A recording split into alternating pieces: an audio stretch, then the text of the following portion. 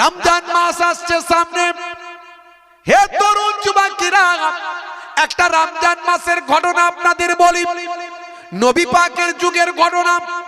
ভাইরা আমার, তরুণ যুবকেরা, নবী নন্দিনী আল্লাহর নবীর কলিজার টুকরা কন্যা খাতুনে জান্নাত, যে খাতুনে জান্নাতের কথা নবী ঘোষণা করেছেন, জান্নাতে জান্নাতি নারীদের সরদারিনী হবেন আমার বেটি আম্মা জান ফাতেমা জোহরা। হে তরুণ যুবকেরা, জান্নাতের নারীদের সরদারিনী হবেন যে ফাতেমা জোহরা রাদিয়াল্লাহু তাআলা আনহা। সেই আম্মা জান ফাতেমার বাড়িতে রমজানের রোজা। হে যুবকেরা, আম্মা জান রোজা রেখেছেন, শেরে খোদা আলী রোজা রেখেছেন। ছোট ছোট বাচ্চা হলো হযরত ইমাম হাসান ইমাম হুসাইন রাদিয়াল্লাহু তাআলা আনহুমা। মদিনার জীবন বাবা।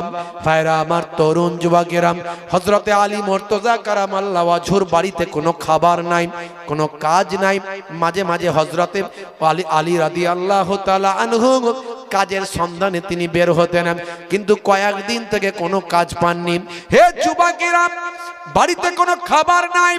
ভাই আমার, শাহেরিটা করলেন হযরতে আম্মা জান ফাতেমা, শুধু পানি দিয়ে শাহেরি করলেন। হযরতে আলী মুর্তজা কারামাল্লাহু ওয়াজহু শুধু পানি দিয়ে শাহেরি করলেন। হে যুবকেরা, হে আমার মুরব্বিয়ানেরা, ভাইরা আমার, তরুণ যুবকেরা, সারা দিন ধরে কোনো খাবার নাই। ভাই আমার, ইফতারটা যখন করবেন চিন্তা করলেন ইফতার তো পানি ছাড়া আর কিছু নাই। ইফতারটা পানি দিয়ে তিনি করলেন। ভাই আমার, এইভাবে রাতটা কেটে গেল, কষ্ট করে একটা দিন পার হয়ে গেল। অনেক রুজি রুটির তালাশ করলেন, কিন্তু রুজি রুটি জোগাড় হলো না, খাবার দাবার জোগাড় হলো না। আম্মা জান ফাতেমা বলেন, ও আমার সাওহার, ও আমার স্বামী, আল্লাহ যাতে রাজি, আমি ফাতেমাও তাতে রাজি। আমার আল্লাহ হয়তো চাইছেন এইভাবেই আমরা কয়েকটা দিন কাটাই, কোনো অসুবিধা নাই, আমার কোনো কষ্ট নাই। হযরতে আলী রাদিয়াল্লাহু তাআলা আনহু যতই হোক স্বামী তো, সাওহার তো, মনটা বড় ব্যথিত। আমি কোনো কাজ পাচ্ছি না, ইনকাম করতে পাচ্ছি না। আমার স্বামী, আমার স্ত্রী না খেয়ে পানি খেয়ে রোজা রাখছে, আমার হাসান হোসাইন অনাহারে ওয়ার্দাহারে দিন কাটাচ্ছে। কষ্ট তো হবে, একটা স্বামীদের তার একটা দায়িত্ব থাকে। আজকালকার স্ত্রী হলে, এই রকম পরিস্থিতি হলে বাপের বাড়িতে ফোন করবে আর বলবে চলে যাব। কথা ঠিক না ভুল? আম্মা জান ফাতেমা নিজের কষ্টের দুঃখের কথা নবীকেও বলতেন না, আমার স্বামীর বদনাম হবে, আমার স্বামী কষ্ট পাবে। দেখেছেন কি চিন্তা ভাবনা? মায়েরা, একটু এসব ঘটনাগুলো শুনবেন, পড়বেন। কত মোবাইলে সিরিয়াল দেখবেন, খালি মোবাইল নিয়ে ব্যস্ত। মায়েরাও মোবাইল নিয়ে ব্যস্ত, ছেলেরাও মোবাইল নিয়ে ব্যস্ত। ঘন্টার পর ঘন্টা শুধু free fire, PUBG, online game, carrom board, তাস আর সিরিয়াল চলছে। শুধু রাখতে হবে। হে তরুণ যুবকেরা, সব দায়িত্ব তোমার উপর দেওয়া হয়েছে। অর্থাৎ পরিবারের যিনি উপায়কারী, যিনি উপায়ে, যার ইনকামে পরিবার চলে, তার উপরে অনেক দায়িত্ব। হে তরুণ যুবকেরা, শেরে খোদা আলী মুর্তজার উপায়ে তার পরিবারটা চলে। আম্মা জান ফাতেমা জোহরা রাদিয়াল্লাহু তাআলা আনহা আছেন, দুটো ছোট ছোট বাচ্চা আছে, নাবালক বাচ্চা। হযরতে ইমাম হাসান ইমাম হুসাইন জান্নাতের যুবকদের যারা পরবর্তীকালে সরদার উপাধি পেয়েছিলেন। হে তরুণ যুবকেরা, তারা আজ অনাহারে থাকবে, আর আমি আলী শুধু নামাজে মসজিদে থাকবো, এটা হতে পারে না। নামাজটা পড়বো, নামাজের টাইমে আমাকে রুজি রুটির তালাশ করতে হবে। হে তরুণ যুবকেরা, হযরতে আলী মুর্তজা তিনি ফজরের নামাজ পড়ে পরের দিন চললেন রুজি রুটির তালাশের জন্য। কোথায় কোনো কাজ পাওয়া যায় কিনা, অতি আপনজন পরিচিত একজন মানুষ তার বাড়িতে গিয়ে বললেন, ভাই আজ কয়েকদিন থেকে বাড়িতে সংসার চলে না, বড় ক্ষুধার্ত অবস্থায় সকলে দিন কাটাচ্ছে। রমজান মাস, শাহেরি হচ্ছে পানি দিয়ে, ইফতারও হচ্ছে পানি দিয়ে। আমার হাসান হুসাইন বড় ক্ষুধার্ত অবস্থায় থাকছে। ভাই কোনো কাজ আছে কিনা বলো, সে কাজটা আমি আলী করে দেব, তার বিনিময়ে যে তুমি হাদিয়া দেবে, যে খাবার দেবে, হাদিয়া দেবে, সেটাই আমি গ্রহণ করব। হযরতে আলীর কথা শুনে ভাই ভাই আমার সেই মেহমান, সেই পরিচিত মানুষ অশ্রুসিক্ত নয়নে বললেন, ভাই আলী, বেয়াদবি মাফ করো, ক্ষমা করে দাও। আমার বাড়িতে কোনো খাবার নাই যে তোমাকে দেব, আর আমার কোনো কাজ করার নাই যে তোমাকে দেব। আমি যদি তোমাকে কাজ দিই, আমার কাছে কোনো অর্থ নাই, খাবার নাই, যার দ্বারাই আমি তোমার দুঃখ কষ্ট দূর করব। তবে ভাই আলী, তোমাকে একটা পরামর্শ দিই। আমাদের ওই গ্রামের রাস্তার ওই কোণের দিকে বড় ঘর, তার অবস্থা ভালো, তুমি সেখানে যাও, তার বাড়িতে গিয়ে যদি একটু খবর নাও। হে তরুণ যুবকেরা, বেলা গড়িয়ে দুপুর হয়ে গেল। ভাই আমার হযরতে আলী মুর্তজা কয়েকদিন ধরে পানি খেয়ে রোজা রেখে রাখছেন, পানি খেয়ে সাহারি করছেন, পানি খাই ইফতার করছেন। হযরতে আলী মুর্তজা বড় কষ্টের মধ্যে দুর্বল অবস্থায় আছেন। বেলা বাড়ছে, রৌদ্র বাড়ছে। ভাই আমার মরুভূমির মাটিটা তামার মতো আগুন হয়ে গিয়েছে বাবা। ভাইরা আমার, তার উপর কষ্ট করে মাথার ঘাম মুছে হযরতে আলী মুর্তজা সেই ঘরের দিকে চলতে লাগলেন। বেশ কিছু সময় যাওয়ার পরে সেখানে গিয়ে তিনি সালাম দিয়ে বললেন, ভাই আমি আলী আপনার খেদমতে এসেছি, কোনো কাজ যদি থাকে আমাকে একটু দেন, কাজটা আমি করে দিন। কারণ আমার বাড়িতে কয়েকদিন ধরে ক্ষুধার্ত অবস্থায় রমজানের রোজা চলছেন। আমার স্ত্রী নবীনন্দিনী, নবী দুলালিনী, নবীনন্দিনী, নবী কন্যা ফাতেমা, আমার স্ত্রী ক্ষুধার্ত অবস্থায় পানি দিয়ে সাহেরি করছেন, পানি দিয়ে ইফতারটা করছেন। আমার কলিজার টুকরা সন্তানেরা হাসান হুসাইন রাদিয়াল্লাহু তাআলা আনহুমা, তারা ক্ষুধার্ত অবস্থায় দিন কাটাচ্ছে। হে তরুণ যুবকেরা, হে আমার বন্ধুরা, হে আমার মুরব্বিয়ানিরা, শুনে রেখে দিন বাবা। হে মুসলমান, একটু লক্ষ্য করুন। এমন সময় দেখতে পাওয়া যায়, ভাইরা আমার, সে বলল, ওই মানুষটি বলল, ধনী মানুষটি বলল, ভাই আলী, আমার তো কাজ দেওয়ার মতো কিছু নাই, এখন আমার পরিস্থিতিও খুব একটা ভালো নাই, আমার বাড়িতে কোনো অর্থ নাই, তবে একটা কাজ আছে আমার বাগানের, ওই বাগানের যদি কাজটা করো তাহলে আমি তোমাকে কিছু দিতে পারি, তবে মনে রাখবে কোনো টাকা পয়সা দিতে পারবো না, ওই বাগানের খাজুর কিছু আমি তোমাকে দেব। ওই বাগানের কিছু খাজুর আমি তোমাকে দেব। ভাইরা আমার, তরুণ যুবকেরা আমার, মুরব্বিয়ানেরা আমার, মুসলমান, এমন সময় হযরতে আলী মুর্তজা বললেন, তাই আমি মেনে নিলাম, ওই খাজুর বাগানের কাজগুলো আমি করে দিয়ে তুমি আমাকে যা খাজুর দেবে সেটা আমি নিয়ে যাব। বন্ধুরা আমার, তরুণ যুবকেরা আমার, মুরব্বিয়ানেরা আমার, শোনেন, হে যুবকেরা, হে আমার বন্ধুরা, এমন সময় দেখতে পাওয়া যায় হযরতে আলী মুর্তজা কারামাল্লাহু ওয়াজহু, তিনি ওই বাগানে গিয়ে দেখাশোনা করলেন, খেদমত করলেন, দীর্ঘ কয়েক ঘন্টা প্রচন্ড পরিশ্রম করলেন এই ক্ষুধার্ত অবস্থাতেই। ভাই আমার, তারপর তার মালিকের কাছে বললেন, বাবা কাজ আপনার হয়েছে, সব কাজ গুটিয়ে দিয়েছি, এবার আমার পাওনাটা আমাকে বুঝিয়ে দাও, আমার বাড়িতে যেতে হবে। আহারে আমার হাসান হুসাইন বড় ক্ষুধার্ত অবস্থায় আছে, চোখ ভরা পানি, অশ্রুসিক্ত নয়নে বাবা ওই মালিক সব ক্ষুধা, ভাই আমার, তার যা খাজুর দেওয়ার কথা সে খাজুরটা বুঝিয়ে দিলেন। হযরতে আলী মুর্তজা বড় কষ্ট করে তিনি হাঁটতে হাঁটতে বাড়ির দিকে যাচ্ছেন, ওদিকে সূর্যটা ঢলে গিয়েছে, ভাই আমার লাল হয়ে গিয়েছে। এবার মাগরিবের সময় আস্তে আস্তে চলে আসছে বাবা। ভাইরা আমার, বাড়ি যখন পৌঁছালেন দেখেন হযরতে আম্মা জান ফাতেমাতুজ জাহরা রাদিয়াল্লাহু তাআলা আনহা ইফতারের জন্য বসে আছেন।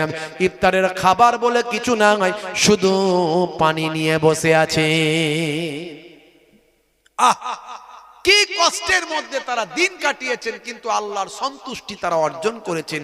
আমার আল্লাহর প্রতি তারা কখনো নারাজ হয়ে যাননি। ঈমানটা কোন জায়গায় ঈমান? বন্ধুরা আমার, তরুণ যুবকেরা আমার, হযরতে আলী মুর্তজা কারামাল্লাহু ওয়াজহু তিনি বাড়িতে যাওয়ার পরে বললেন, ও বিবি ফাতেমা, এই নাও খাজুর নিয়ে এসেছি, এবার খাজুর দিয়ে আমরা ইফতার করব। হে তরুণ যুবকেরা, হে আমার মুরব্বিয়ানিরা, সেই সময় বাড়ির মধ্যে একটা আনন্দের উৎফুল্ল তৈরি হলো, আনন্দের একটা ঢেউ একটা যেন চলে এলো। যে আজকে অন্তত কয়েকদিন পরে আমরা খাজুর দিয়ে পানিটা আমরা খাবো। সেই সময় দরজার সামনে একটা ভিখারি এসে হাজির হলো, হয়ে বলল, মা, বাবা কে আছো? বাবা কে আছো? মা কে আছো? আমি একজন ক্ষুধার্ত মানুষ, কয়েকদিন থেকে ক্ষুধার্ত আছি, আমাকে কিছু খাবার যদি থাকে দাও। আম্মা জান ফাতেমা তো জোহরা রাদিয়াল্লাহু তাআলা আনহার হৃদয়টা এত মহান, এত বড়। সেই সময় হযরতে আলীকে বললেন, ও হযরতে আলী, ও আমার সাওহার, ও আমার স্বামী, যে খাজুরটা আপনি এনেছেন সেই খাজুরটা সম্পূর্ণ ওই ভিখারি মানুষটাকে দিয়ে দেন। অল্প দিলে তার পেট ভরবে না, যেটুকু আছে একজনই ভালো করে পেট ভরে খেতে পারবে, সেটা হয়তো আমরা চারিয়ে খেতাম। তো ওই ব্যক্তিকে যখন দেবে একটা দুটো দিলে তো পেট ভরবে না, সবটাই দিয়ে দেন। হযরত আলী মুর্তজা অবাক হয়ে গেলেন, ও বিবি ফাতেমা, তোমার হৃদয় এত বড়, আহারে তুমি নবী নন্দিনী, নবীর কলিজার টুকরা কন্যা, তুমি যেটা বলবে সেটাই হবে। আম্মা হযরত আলী মুর্তজা কারামাল্লাহু ওয়াজহু তিনি চলে গেলেন, ওই যে খাজুরটা সারাদিন এত মেহনত করে নিয়ে এসেছিলেন সেই খাজুরটা নিয়ে গিয়ে ওই ভিখারি গরিব মানুষটার হাতে গিয়ে দিয়ে দিলেন। সেই মানুষটা আল্লাহর দরবারে শেরে খোদা আলীর জন্য, মা ফাতেমার জন্য দোয়া করতে করতে চলে গেল। জোরে বলুন সুবহানাল্লাহ। জোরে হবে না? আর জোরে হবে না? পানি দিয়ে আবার পানি দিয়ে ইফতার করলেন। পরের দিন সকালে ভোরবেলা ফজরের সময় আবার পানি দিয়ে সাহেরি করলেন। ভাইরা আমার, শেরে খোদা আলী মুর্তজা কিছু আটা নিয়ে এলেন। সকালে কিছু আটা পেলেন এক জায়গা থেকে, অল্প কিছু আটা। যাই হোক, আজকে তাহলে ইফতারটা অন্তত রুটি দিয়ে হবে। এমন সময় সেই রুটি দিয়ে ইফতার করার সময় আবার একজন ভিখারি এসে হাজির। মাগো, কয়েকদিন থেকে ক্ষুধার্ত আছি, কিছু খেতে দাও না মা। দেখলেন এই কয়েকটা মাত্র রুটি, যেটাই আমরা ভাগ করে খেতাম, তো ওই মানুষটাকে যদি দিই, একটা দি পেট ভরবে না, তো দিলে সবটাই দিতে হবে। আম্মাজান ফাতেমা বললেন, আল্লাহ যাতে রাজি আমরা তাতে রাজি। নিশ্চয় আমার আল্লাহ চাইছেন, এটা আমার আল্লাহর পরীক্ষা। এই পরীক্ষায় আমরা উত্তীর্ণ হব, এই পরীক্ষায় আমরা ফেল করব না। ও আমার সাওহার প্রিয়তম স্বামী, যান এই রুটিগুলো ওই গরিব মানুষটা, ওই ক্ষুধার্ত মানুষটাকে যা আছে সবটাই গিয়ে দিয়ে দেন। ভাইরা আমার, তরুণ যুবকেরা, হে আমার মুরব্বিয়ানিরা, হে যুবকেরা, শুনে রেখে দিন বাবা। হে মুসলমান, আমার আল্লাহর আরশটা খুশি হয়ে গেল, আমার আল্লাহ রাজি হয়ে গেলেন। ফেরেশতা জিবরাইল আলাইহিস সালামকে বললেন, যাও আমার নবীর কলিজার টুকরা কন্যা ফাতেমার আখলাক চরিত্রে আমি মুগ্ধ হয়েছি, তার ঈমানে আমি মুগ্ধ হয়েছি, তার ব্যবহারে আমি মুগ্ধ হয়ে গেছি। কয়েকদিন থেকে তারা ক্ষুধার্ত অবস্থায় আছে। যাও যাও, জান্নাতি কিছু খাবার নিয়ে গিয়ে ফাতেমার বাড়িতে পৌঁছে দাও। জোরে হবে না?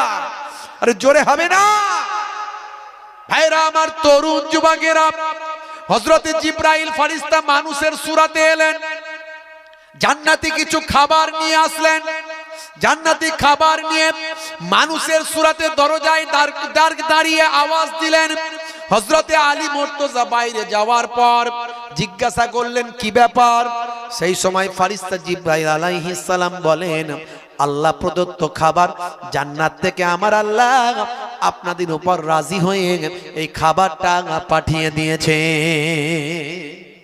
ভাইরা আমার, তরুণ যুবকেরা আমার, মুরব্বিয়ানেরা আমার, আমার আল্লাহ নবী নন্দিনীদের, ইমাম হাসান হুসাইন রাদিয়াল্লাহু তাআলা আনহুমাদের জান্নাতের খাবার দুনিয়াতে খাইয়েছেন। জোরে বলুন সুবহানাল্লাহ। জোরে হবে না?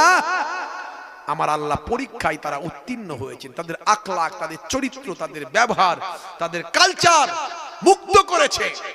সেই রমজান মাসে তারা রোজা রেখেছেন, কত কষ্ট করে ত্যাগ স্বীকার করেছেন, সামান্য কিছু আহার করে দিন কাটিয়েছেন।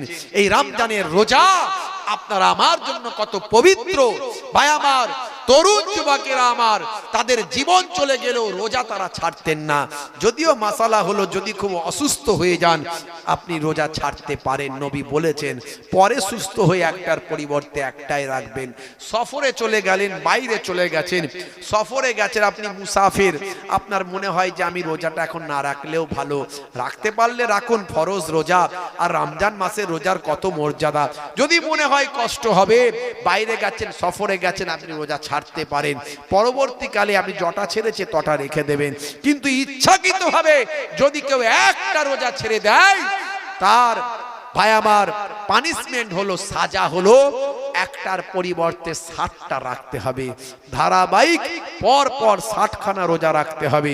যদি ওই একটার মধ্যে 60টার ভিতরে আবার যদি কেউ একটা ছেড়ে দেয়, তাহলে আবার তার পরিণাম 60টা আবার রাখতে হবে। অর্থাৎ সারা জীবন রোজা রাখলেও একটা রমজান মাসের কাজা আদায় হবে না ভাইরা আমার। তাই রমজানের রোজা কেউ সামান্য অজুহাত দিয়ে ছাড়বেন না।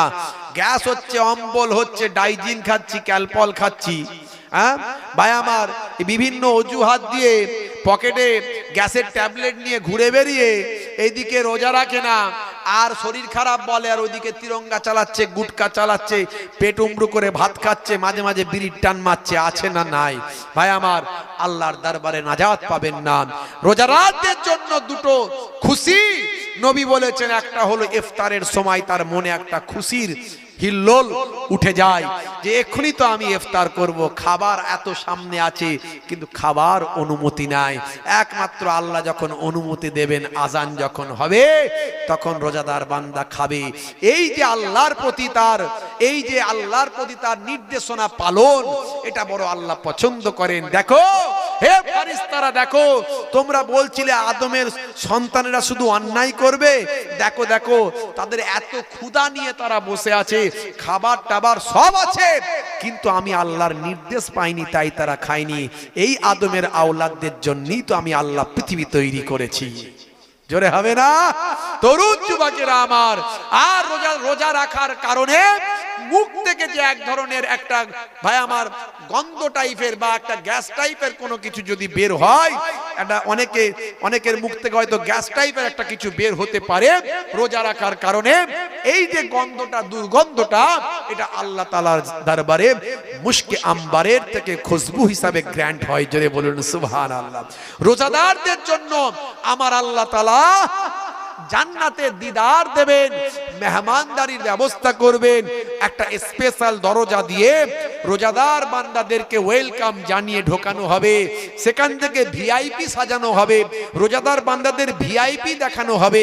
সেই ভিআইপি হিসাবে ভিআইপি গেট দিয়ে, গেটটার নাম হলো বাবুর রায়্যান, এই বাবুর রায়্যান গেট দিয়ে ভাই আমার রোজাদার বান্দাদেরকে ভিতরে প্রবেশ করানো হবে এবং স্বয়ং আমার আল্লাহ নিজে মেহমানদারি করাবেন। জোরে বলুন সুবহান। বন্ধুরা আমার, বিদায় নেব আপনাদের কাছ থেকে। খুব সংক্ষিপ্ত আলোচনা করলাম, লম্বা চওড়া নয়। রমজানের রোজা কেউ ছাড়বেন না, রোজা কেউ নষ্ট করবেন না, রোজাটা রাখবেন। আমার আল্লাহ তাআলা উম্মতে মুহাম্মাদির জন্য ফরজ করেছেন। কোরআন মাজিদে আল্লাহ বলেছেন, হে দুনিয়ার মানুষ শুনে রেখে দাও, তোমাদের পূর্ববর্তীদের জন্যও আমি রোজা নির্দেশনা দিয়েছিলাম। তোমাদের পূর্ববর্তীদের জন্য রোজা ছিল, যেমন তোমাদের উপর রোজা ফরজ করা হয়েছে, তেমন তোমাদের পূর্বের জামানার মানুষদের জন্য রোজা ফরজ করা হয়েছিল, যাতে তোমরা মুত্তাকি বান্দা হও, তাকওয়াওয়ালা বান্দা হও। এই রোজা রাখলে আপনি তাকওয়াওয়ালা বান্দা হতে পারবেন। জোরে বলুন সুবহানাল্লাহ। জোরে হবে না সুবহানাল্লাহ? দরুদ শরীফ আল্লাহুম্মা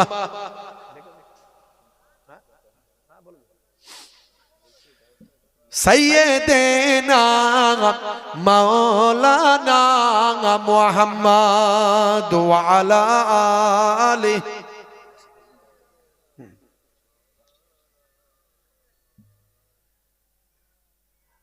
রাসূল তুমি দয়ার সাগর, হাবিব আল আমিন, তোমার দয়াই পূর্ণ হলো সারা পৃথিবী।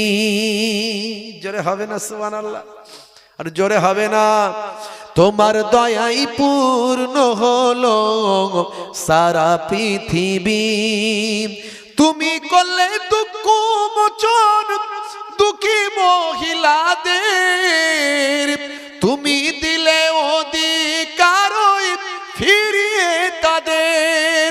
তোমার কাছে ঋণী সবাই, তোমার কাছে ঋণী সবাই, আমরা প্রতিদিন তোমার দয়াই পূর্ণ হলো সারা পৃথিবী, তোমার দয়াই পূর্ণ হলো সারা পৃথিবী।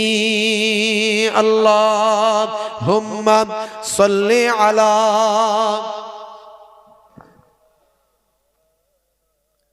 ওয়া আলা আলিহি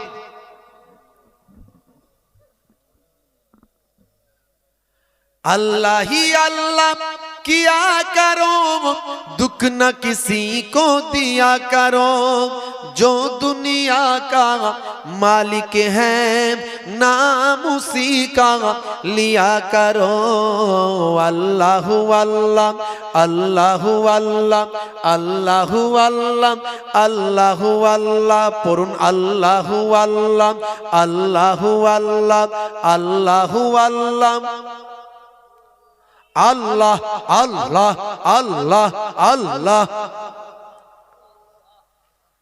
আল্লাহ আল্লাহ। জোরে জোরে জোরে জোরে আল্লাহর নামে স্মরণ করবেন, আবার লজ্জা কিসে? জোরে জোরে বলবেন। দুনিয়ার কত স্লোগান দেন, আর আল্লাহর নামে স্লোগান। ভাই আমার, নবীর নামে যখন সালাম পেশ করবেন অন্তর থেকে গলা ছেড়ে সুন্দর করে পড়বেন। কত স্লোগান দিই, কত কথা বলি, আল্লাহর কথা বলতে গেলে আওয়াজ বেরোয় না, নবীর কথা বলতে গেলে আওয়াজ বেরোয় না। মানে পরিস্থিতি খুব খারাপ, আমাদের ইমানের পরিস্থিতি খুব খারাপ জায়গায় চলে যাচ্ছে, আমাদের রুহের পরিস্থিতি খুব খারাপ জায়গায় চলে যাচ্ছে। আমাদের রুহ কিন্তু এই কাজগুলো করতে পারছে না।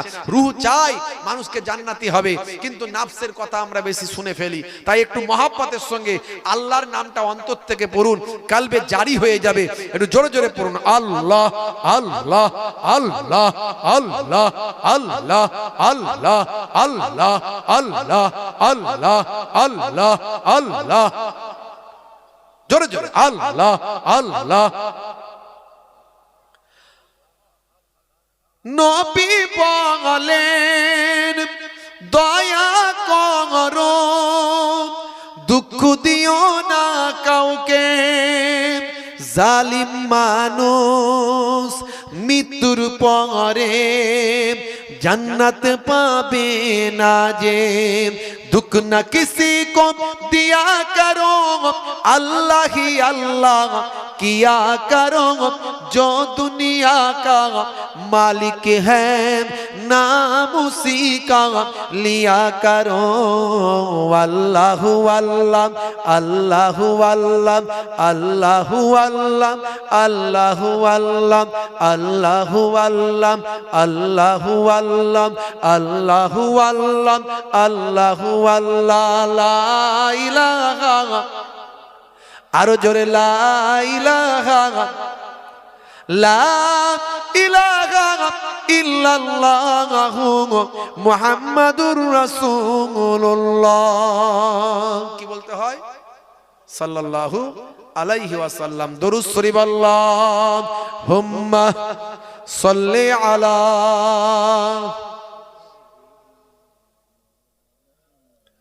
व अला आलि।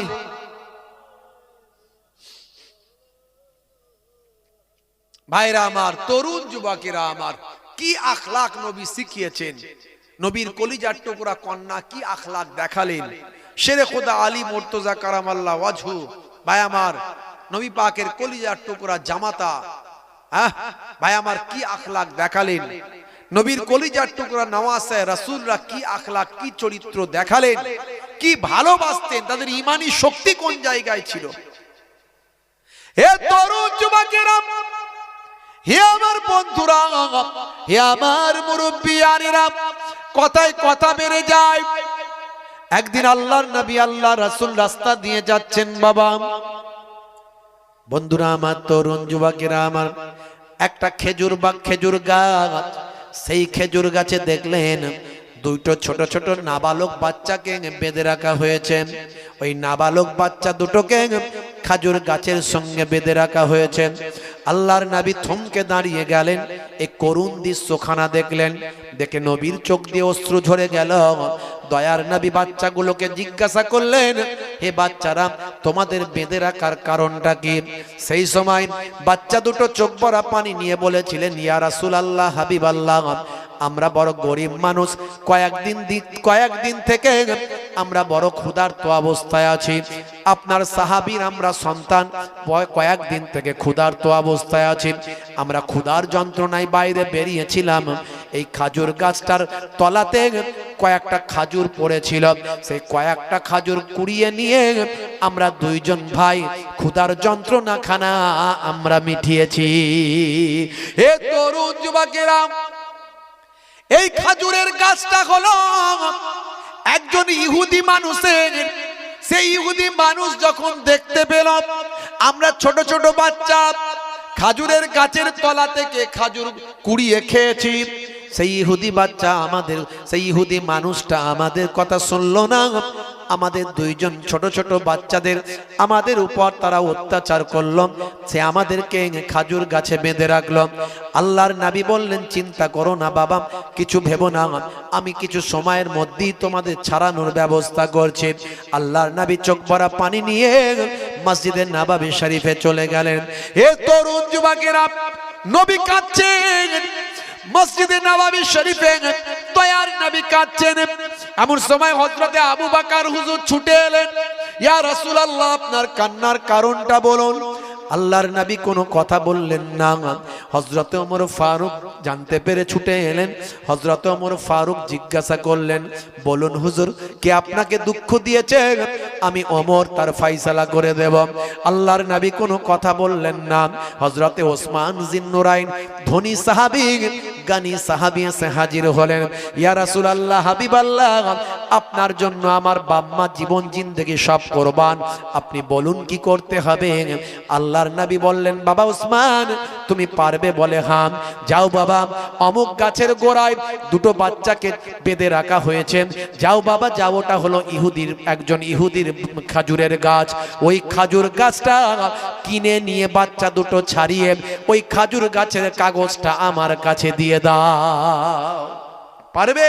বলে, ইয়া রাসূলুল্লাহ, আপনার জন্য আমার জান কুরবান, আমার বাপ মায়ের জান কুরবান। পারবো না মানে? আমি এখনই যাচ্ছি। ওসমান জিন্নুরাইন হন্তদন্ত হয়ে ছুটে গেলেন। আরবের ধনীদের মধ্যে একজন বড় ধনী ভাই আমার গিয়ে বললেন, এই ইহুদি বাচ্চা দুটোকে ছাড়, কি লাগবে বল, তাড়াতাড়ি ছেড়ে কথা বল। বাচ্চা দুটোকে বাধ্য হয়ে ছেড়ে দিল। ওসমান এসছে বলে কথা। হ্যাঁ, ব্যবসায়ীদের বড় ব্যবসায়ী, বুঝতে পারছেন? হ্যাঁ, একজন মস্তান যদি মস্তানি করে, তার থেকে বড় মস্তান যদি এসে হাজির হয়ে যায়, কি হবে? বাবারে, বড় মস্তান চলে এসছে, কি করতে হবে দাদা বলো, কি করতে হবে বলো, দাদা বলো, দাদা বলো কি করতে হবে, দাদা কি খাবে বলো, তখন দাদা দাদা করবে। হ্যাঁ, তো এই ব্যবসায়ীদের বড় ব্যবসায়ী, সব কিনে ফেলার ক্ষমতা আছে। সে যখন গেছে, ইহুদি বাটা ঠান্ডা হয়ে গেছে। বলে, ওসমান বলো কি করতে হবে? বলে, বাচ্চা দুটোকে আগে খোল, তারপর কথা বলি। বাচ্চা দুটোকে খুলে দেয়া হলো। যাও বাবা যাও, বাচ্চা তোমরা তোমাদের বাড়িতে যাও। এমন সময় হযরতে ওসমান জিন্নুরাইন বলেন, ইহুদি, এই খাজুর গাছটা আমাকে বিক্রি করে দেন। বল কত টাকা নিবি, বল কত স্বর্ণ নিবি, বল কত সম্পদ নিবি, কি চাই তোর বল। তখন ইহুদি বলল, ওসমান, আমি গাছ বিক্রি করব না। ওসমান জিন্নুরাইন বলে, তোর একটা গাছ বিক্রি করতেই হবে, করবি না বললে তো হবে না, করতেই হবে। ভাই আমার, একটা বিশাল বড় দাবি, ব্যবসায়ী মানুষ, বড় ব্যবসায়ী, ওসমান জিন্নুরাইনকে নারাজ করলে হবে না। হে তরুণ যুবকেরা, ইহুদি দেখলো বড় সুযোগ। ভাই বলল, ভাই ওসমান, তাই যদি হয়, তোমার একটা গাছের যদি বড় এত ইম্পর্টেন্ট হয়, যদি এত গুরুত্ব হয়, তাহলে তোমার যে ওই বাগানটা আছে, যে বাগানে 100 খানা খাজুরের গাছ আছে, ওই বাগানটা আমাকে দিয়ে দাও, তার বিনিময়ে আমার এই একটা খাজুরের গাছ তুমি নিয়ে নাও। ওসমান জিন্নুরাইন বললেন, তাই কর, দে পেপারস, দে কাগজ, দে, তাড়াতাড়ি কর। ওসমান জিন্নুরাইন কাগজ হাতে নিয়ে বলল, হে ইহুদি, বড় ভুল করলি। তুই আমার 100টা গাছের বাগান চেয়েছিস, একটা বাগান চেয়েছিস যেখানে 100টা গাছ আছে, তার বিনিময়ে একটা গাছ। তুই বড় ভুল করলি। আজকে যে সিচুয়েশন নিয়ে আমি হাজির হয়েছিলাম, আমার নবীর চোখে অশ্রু দেখেছি। আমি ওসমানের যদি সব কিছু নিয়ে নিতিস, আমার সব কিছু সম্পদ দিয়ে হলেও আমি এই একটা গাছ কিনে নিয়ে যেতাম। জোরে হবে না, জোরে হবে না। এই হলো নবী প্রেম। আজকে মুসলমান নবীকে ভালোবাসতে পারি না। কি ভালোবাসি, কি মহাব্বত করি, কি ওলির প্রেম আমাদের আছে, ওলি আল্লাহদের কি ভালোবাসি, কি দাদা হুজুরকে ভালোবাসি, বলেন কতটা ভালোবাসি, কি বসিরার আল্লামা হুজুরকে ভালোবাসি, কি পীরনগরী হুজুরকে, হরিণখোলা হুজুরকে কি ভালোবাসি আমরা। ওলি আউলিয়াদের আমরা ভালোবাসতে পারি না। নবীর সাহাবীরা নবীকে কেমন ভালোবাসা বাসতে হবে দেখিয়ে দিয়ে গেছে। ভাইরা আমার, তরুণ যুবকেরা আমার, মুরব্বিয়ানেরা আমার, আজ থেকে প্রতিজ্ঞা করুন রাসূলকে মহব্বত করবেন, নবিয়ানা আখলাকে চলবেন, আর নবীকে ভালোবাসা মানে নবীর সুন্নতকে ভালোবাসবেন। নবীর সুন্নত মানেন না, কিসের ভালোবাসা? নামাজ পড়েননি, কিসের ভালোবাসা? আজ থেকে প্রতিজ্ঞা করুন নামাজি হবেন, সুন্নতওয়ালা হবেন, জীবনটা আপনার ধন্য হয়ে যাবে। আল্লাহ রাজি, নবী রাজি, দুনিয়ার সব কিছু নারাজি হলেও আমার জান্নাত রাজি, ফারিস্তা রাজি, কুল কায়নাত হয়ে যাবে রাজি। জোরে বলুন সুবহানাল্লাহ।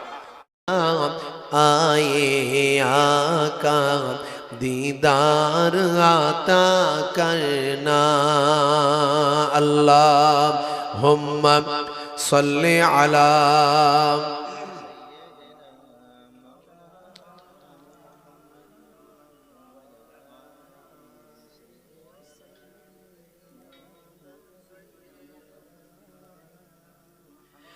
ऐसा गंबद वाले मंजूर दुआ करना, ऐसा गंबद वाले मंजूर दुआ करना, जब वक्त नज़ाए आका दीदार आता करना। मुजरिम हूँ ज़माने का महशर में भरम रखना, मुजरिम हूँ ज़माने का महशर में भरम रखना, रुसवाई ज़माना हो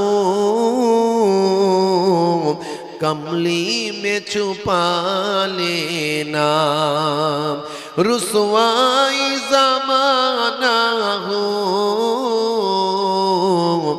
दोज़ख से बचा लेना।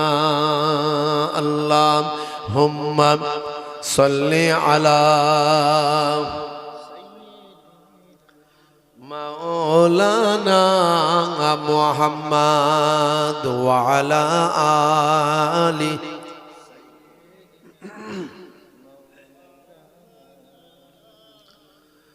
वक़ाल अल्लाहु तआला फी कलामिहिल मजीद वल फुरक़ानिल हमीद, लक़द कान लकुम फी रसूलिल्लाहि उस्वतुन हसना।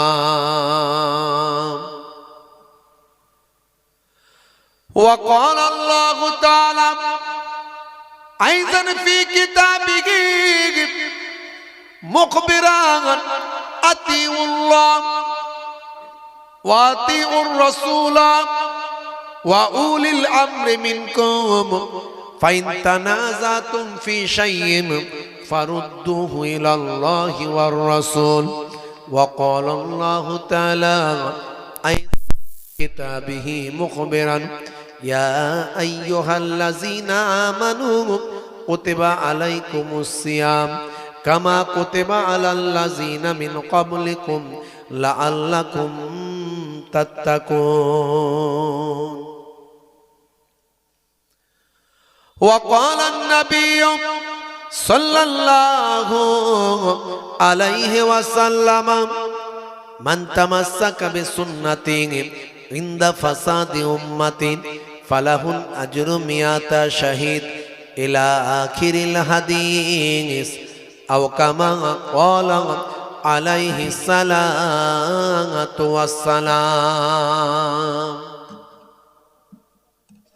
वक़ाल अन्नबिय्यु सल्लल्लाहु अलैहि वसल्लम युस्बिहु अर्रजुलु मुमिनन व युमसी काफिरन व युमसी मुमिनन व युस्बिहु काफिरन ইয়াবিউ দীনাহু বিআরজিম মিনাদ দুনিয়া ইলা আখিরিল হাদিস আও কামা ক্বালা আলাইহিস সালাতু ওয়াত তাসলিম।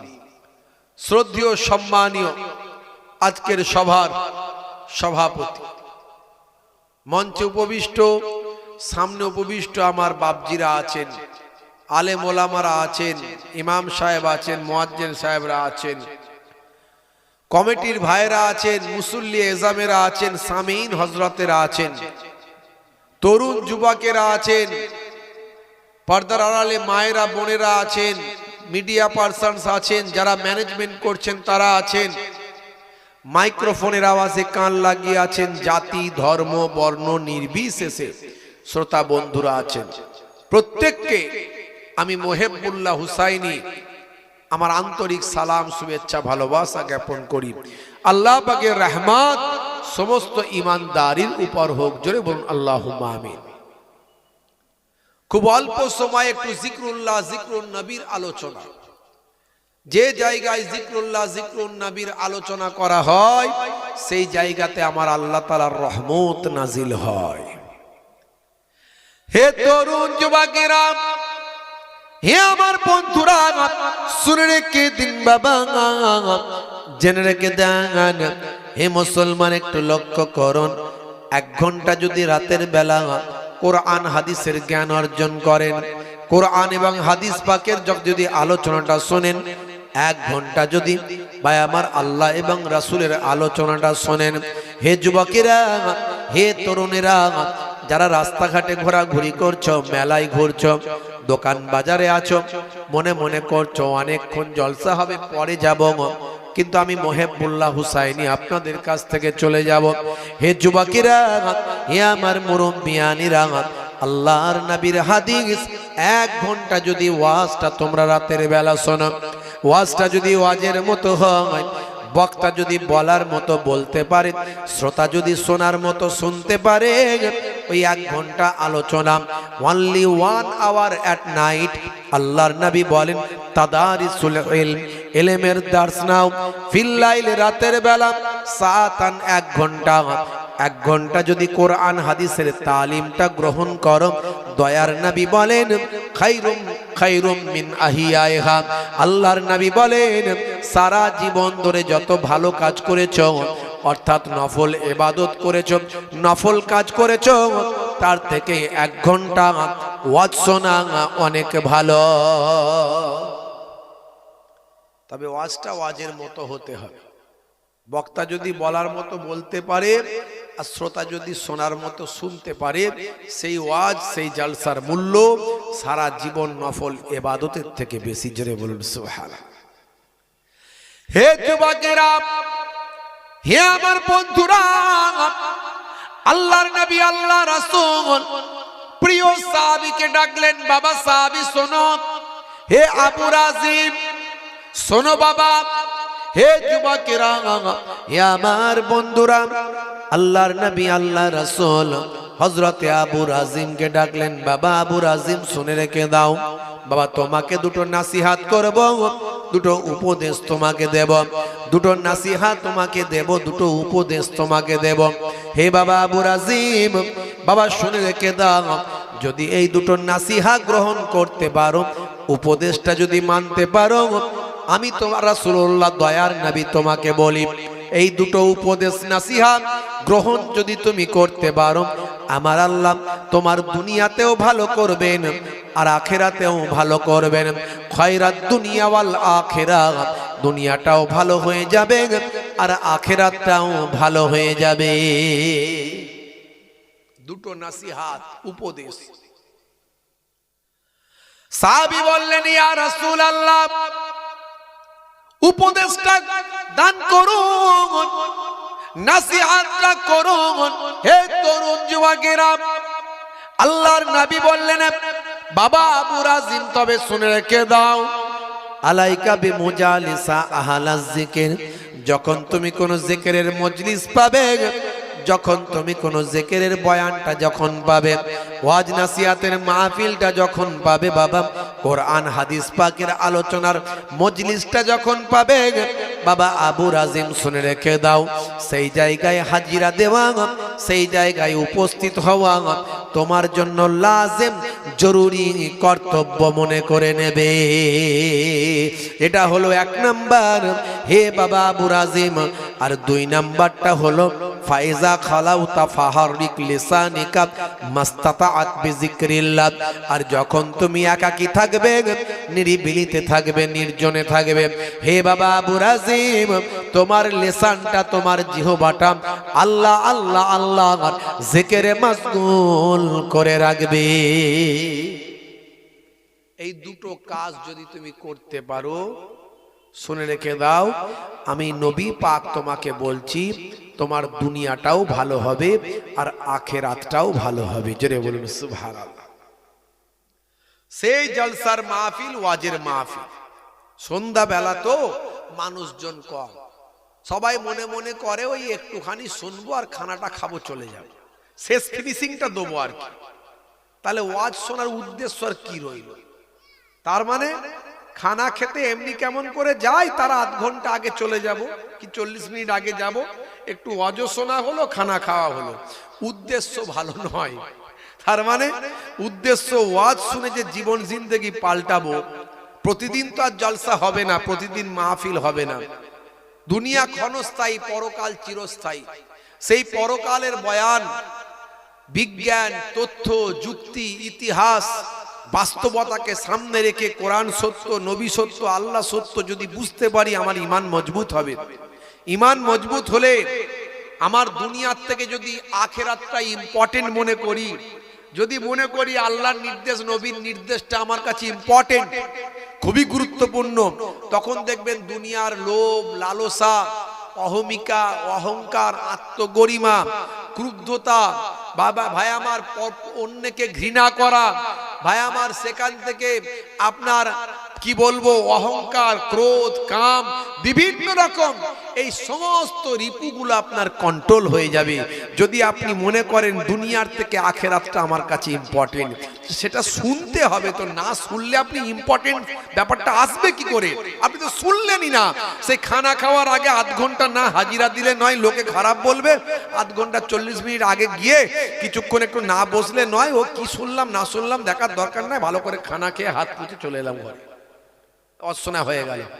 উদ্দেশ্যটা কই? হ্যাঁ, আপনাকে প্রথম থেকে শুনতে হবে কোন বক্তা কি ওয়াজ করেন, কোন বিষয়ে আলোচনা করেন। যতটুকু করেন আপনি যদি ভালো করে শোনেন, ওটাই তো আপনার আমার জীবন পাল্টে যাবে।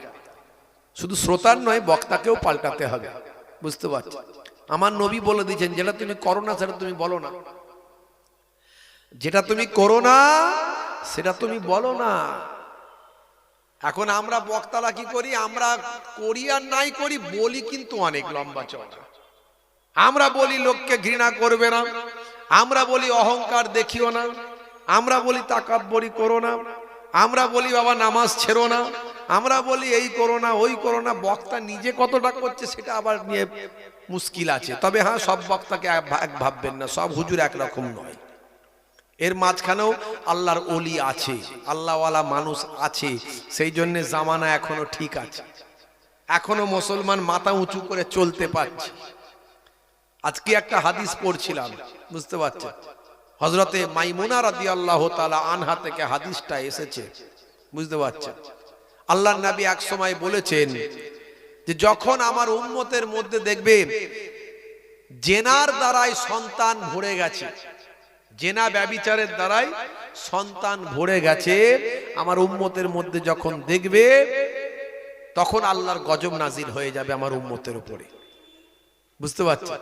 আর যতদিন পর্যন্ত আমার উম্মতের মধ্যে জেনার দ্বারাই সন্তানের প্রাচুর্যতা হয়নি, ততদিন পর্যন্ত আমার আল্লাহ আমার উম্মতকে হেফাজত করবে। বুঝতে পারছেন? ভাইরা আমার, তরুণ যুবকেরা আমার, বিভিন্ন রকম অন্যায়, অবিচার, পাপাচার। এই যে আজকে ভ্যালেন্টাইন্স ডে গেল, বুঝতে পারছেন, 14ই ফেব্রুয়ারি, 14ই ফেব্রুয়ারি বিশ্বে এটাকে ভ্যালেন্টাইন্স ডে ঘোষণা করা হয়েছে। এটা ভ্যালেন্টাইন্স ডে ঘোষণা করা হয়েছে। এটা রোমানরা করেছে, রোমান খ্রিস্টানরা করেছে। আজ থেকে বহু বছর আগে খ্রিস্টীয় তৃতীয় শতকে এই ঘটনা ঘটেছিল। যদি ইতিহাস দেখেন এই ভ্যালেন্টাইনের ইতিহাস আপনি পাবেন। ভাইরা আমার, রোমান ক্যাথলিকদের মধ্যে একজন ব্যক্তি ছিলেন, তার নাম হলো সেন্ট ভ্যালেন্টাইন। সেন্ট ভ্যালেন্টাইন তার নাম। সেই জামানায় ছিল রাজা বাদশার প্রভাব, রাজার রাজত্ব ছিল। রাজা ক্লাডিয়াস সে ঘোষণা করেছিল কোন যুবককে বিয়ে করা যাবে না, কারণ বিয়ে করলে ঘর সংসার করবে, তাহলে যুদ্ধে যাবে না। এরা যুদ্ধে যাওয়ার জন্য ঘোষণা করলো বিবাহ করলেই শাস্তি পাবে, কোন যুবককে বিয়ে করা যাবে না, আর সবাইকে সৈন্যের সেনার তালিকায় নাম লিপিবদ্ধ করতে হবে, সবাইকে সেনা হতে হবে, আর যদি কেউ বিয়ে করে তার শাস্তি হবে। এইরকম একটা রাজার রাজ ফরমান জারি হয়েছিল তাদের মাঝখানে। তৎকালীন যুগের যুবকরা পেরেশান, তারা বিয়ে শাদী করতে পারতো না, করলেই শাস্তি পাবে, রাজা শাস্তি দেবে। আর সেই সময় এই যে একজন যুবক, তার নাম হলো সেন্ট ভ্যালেন্টাইন, সে কি করতো, লুকিয়ে লুকিয়ে যুবকদের বিয়ে দিয়ে দিত, লুকিয়ে লুকিয়ে যুবকদের বিয়ে দিয়ে দিত, যুবক যুবতীদের বিয়ে দিত। তো রাজা যখন এক সময় জানতে পারলো, তাকে ধরে নিয়েছে এই 14ই ফেব্রুয়ারি তাকে ফাঁসি কাস্টে ঝুলিয়ে দিল।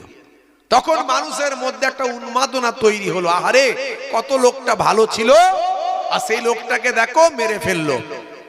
এটা হলো তৃতীয় শতকের ঘটনা। তার থেকে আরো বেশ বহু বছর পর 496 খ্রিস্টাব্দে ভাই আমার একজন পোপ ধর্মযাজক, কয়েকশো বছর পরে একজন পোপ ধর্মযাজক, তিনি ওই দিনটাকে বললেন এটা হলো ভ্যালেন্টাইন ডে, অর্থাৎ সেই ভ্যালেন্টাইনের নামে ভ্যালেন্টাইন্স ডে করে দিল, আর বলল এটাই হলো ভালোবাসার দিন। সেই থেকে যে শুরু হলো ভালোবাসার দিন, মুসলমানরাও বলে এটা আমাদের ভালোবাসার দিন। আসলে ভালোবাসা মুসলমানদের স্বামী স্ত্রীর ভালোবাসা, এটা হলো 12 মাসের ভালোবাসা। নবী বলেছেন 12 মাস ভালোবাসবে বউকে, শুধু একদিন কেন? আর ওরা করেছে একদিনের ভালোবাসা, বুঝতে পারছেন? 14ই ফেব্রুয়ারির ভালোবাসা, ওই ভালোবাসাটা হচ্ছে পৃথিবীর মানুষ জানে এটা হলো অবৈধ প্রেম, অবৈধ ভালোবাসার দিন। ওই দিনে দেখবেন অনেকটা খোলা ভাবে ভাই আমার কপতিরা, এই যুবক যুবতীরা, তারা খোলা ভাবে এখানে ওখানে ঘুরে বেড়ায়, সুযোগ সন্ধানে থাকে, পার্কে মার্কে এখানে ওখানে যায়, এমনকি এত মারাত্মক জায়গায় চলে যায়, সমীক্ষায় বলছে তারা জেনা ব্যভিচারে লিপ্ত হয়, এবং সেখান থেকে অবৈধ সন্তানের প্রাচুর্য দেখা দেয়, অবৈধ সন্তানের আবির্ভাব হয়। অনেক সময় ডাস্টবিনে সন্তানের জন্ম, সন্তানকে ফেলে রেখে দিয়ে মা চলে যায়, দেখেছেন? পরে কুকুর বিড়াল ভাই আমার জীবজন্তুতে একটা মানুষের বাচ্চাকে ছিঁড়াছিঁড়ি করে খায়, কখনো হয়তো আল্লাহ তাকে হেফাজত করে কারো চোখে ফেলে দেয়, সে বাঁচিয়ে বাড়িতে নিয়ে যায় বা রক্ষা করার চেষ্টা করে। তাহলে এই হলো অবৈধ প্রেমের ইতিহাস। অথচ ইসলাম বলেছে, নবী বলে দিয়েছেন তোমরা তোমাদের স্ত্রীকে ভালোবাসবে প্রতিদিন, স্ত্রীর মনে দুঃখ দেবে না। ইসলামে ভাই আমার ভালোবাসার দিন 24 ঘন্টা, ভাই আমার 365 দিন, সারা জীবন। কিন্তু এই ভালোবাসাটা অবৈধ প্রেম নয়, এটা হলো বৈধ প্রেম, বিয়ের পরে ভালোবাসা। আর এখন সব মুসলমান ঘরের ছেলেরা শাহরুখ খান, সলমান খান নায়ক গায়কের ভক্ত হয়ে অবৈধ ভালোবাসায় লিপ্ত, হাত কেটে ফাঁক করে দিচ্ছে, আই লাভ ইউ, তোমার জন্য জীবন দেব, রেল লাইনে মাথা দেব, বিষ খেয়ে মরে যাব, পটলডাঙ্গায় চলে যাব, সব অবৈধ প্রেম। কি রে ভাই, ছেলে তো মরেই যাবে, বাপ মনে মনে করছে মরে কেন যাবে, ওর বিয়েটা দিয়ে দে। এই অবৈধ প্রেম করে হ্যাপি ভ্যালেন্টাইন্স ডে করে, বুঝতে পারছেন ভাইরা আমার? এর মধ্যে দিয়ে জেনা ব্যভিচারে তারা লিপ্ত হয়ে যায়। অথচ আল্লাহর কোরআন সূরা বনী ইসরাইল আয়াত নাম্বার হলো 32, আমার আল্লাহ তাআলা কোরআন মাজিদে বলে দিয়েছেন, বিসমিল্লাহির রহমানির রহিম, হে দুনিয়ার মানুষ শোনো, লা তাকরাবুজ জিনা, তোমরা জিনার ধারে কাছে যেও না, ইন্নাহু কানা ফাহিশাতান, নিশ্চয় সেটা হলো অশ্লীলতা, ওয়াসা সাবিলা, এবং ওই পথটা হলো জঘন্য পথ। এই অশ্লীল পথে, এই অশ্লীলতা এবং জঘন্য পথে এই জেনা ব্যভিচারের ধারে কাছেও তোমরা যেও না। জেনা ব্যভিচারকারী জান্নাতের খুশবু পাবে না। এখন ঘরে ঘরে ঘরে ঘরে জেনা ব্যভিচার ঢুকে গেছে, ভালো করে লক্ষ্য করে দেখুন। আজকে পর্দা পর্দা ভাই আমার, পর্দা মানে শুধু তো বোরকা পরা পর্দা নয়, ওটা তো বাহ্যিক, মনের পর্দা, হৃদয়ের পর্দা, লজ্জা, হায়া, এগুলো নষ্ট হয়ে গেছে। আল হায়া ও সুহবাতু মিনাল ঈমান, লজ্জা হলো ঈমানের অঙ্গ। আজকে নারীরাও লজ্জাহীন হয়ে পড়েছে, যেখানে সেখানে যাত্রার সঙ্গে ও চাচতো ভাই, ও মামাতো ভাই, ও ফুফুতো ভাই, খালাতো ভাই, ও সালা বাবু, ও দোলা ভাই, ও আমুকের ও দোলা ভাইয়ের চাচতো ভাই, তার সঙ্গে বাইকে করে চললো ঘুরতে বেড়াতে পার্কে এদিক ওদিক করে। এইভাবে তারা তাদের নিজের ইজ্জত সম্মানকে নষ্ট করেছে এবং অশ্লীলতার মধ্যে মেতে উঠেছে। 1450 বছর আগে আল্লাহর নবী বলছেন, হযরতে মাইমুনা রাদিয়াল্লাহু তাআলা আনহা থেকে বর্ণিত, আমার উম্মতের মধ্যে যখন জেনাকৃতভাবে সন্তানের প্রাচুর্য লক্ষ্য করা যাবে, সমাজে যখন জেনাকারীদের সন্তান ভরে যাবে, তখন আমার উম্মতের মধ্যে আল্লাহর লানত গজব অবতীর্ণ হবে। এখন আলহামদুলিল্লাহ আলেম ওলামারা বলছেন এখনো অনেকটা আমরা নিরাপত্তার মধ্যে আছি। তাই আমাদের মাথায় রাখতে হবে এই হ্যাপি ভ্যালেন্টাইন্স ডে এগুলো মুসলমানদের নয়, এগুলো ইসলামে হারাম। অবৈধ প্রেম ইসলামে হারাম। ইসলামে বিয়েকে বৈধ করা হয়েছে, ইজাব কবুল নিকাহকে বৈধ করা হয়েছে। পৃথিবীর বড় বড় ভাই আমার যারা গবেষক, তারা ইসলামের নিয়ম নীতিকে নিয়ে আজকে তারা স্যালুট জানাচ্ছে, অ্যাপ্রিসিয়েট করছে। আজকে যেখানে অ্যাপিস্টাইন ভাই আমার, জেফরি অ্যাপিস্টাইন যেখানে ফাইল, আপনারা জানেন সেই ফাইল নিয়ে, জেফরি অ্যাপিস্টাইন ফাইল নিয়ে সারা পৃথিবী তোলপাড়। যেখানে আপনারা দেখেছেন বা লক্ষ্য করছেন ব্রিটেনের ভাই আমার, ব্রিটেনের যে প্রধানমন্ত্রীর গদি টলমল টলমল করছে। প্রধানমন্ত্রী থেকে শুরু করে সেই দেশের সমস্ত কম বেশি নেতা মন্ত্রীরা সব ইস্তেফা দিচ্ছে, তারা তাদের দায়িত্ব ছেড়ে দিচ্ছে। অ্যাপিস্টাইন ফাইল নিয়ে যে কলঙ্ক রচিত হয়েছে, আজকে শুধু ব্রিটেন নয়, আমেরিকা নয়, আমেরিকায় তো আন্দোলন চলছে, সারা পৃথিবী তোলপাড়।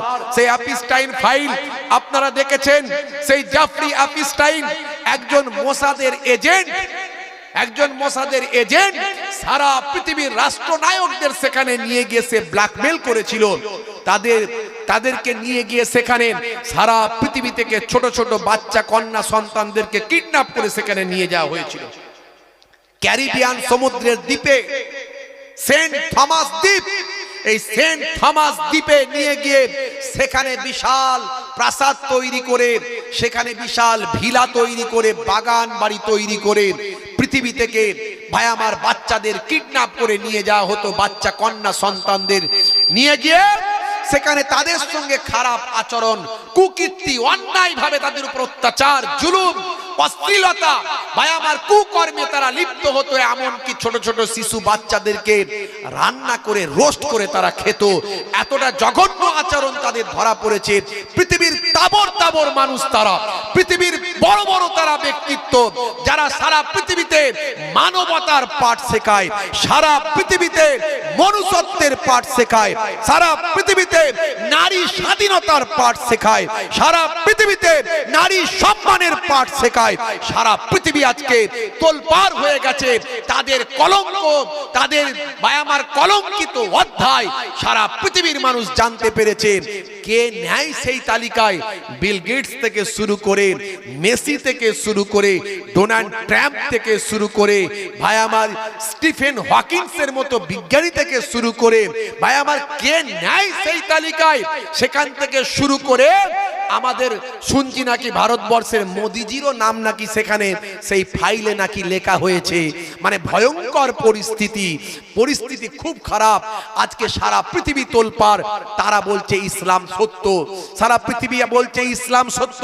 ইসলাম নারীদের যেমন সম্মানিত করেছে, নারীদের পায়ের তলায়, মায়ের পায়ের তলায় সন্তানের জান্নাত বলেছে, ইজহাব ফাকরিমহা ফাইনাল জান্নাতা তাহতা রিজলাইহা, যাও তোমার মায়ের সম্মান করো, কারণ তোমার মায়ের পায়ের তলায় তোমার জান্নাত।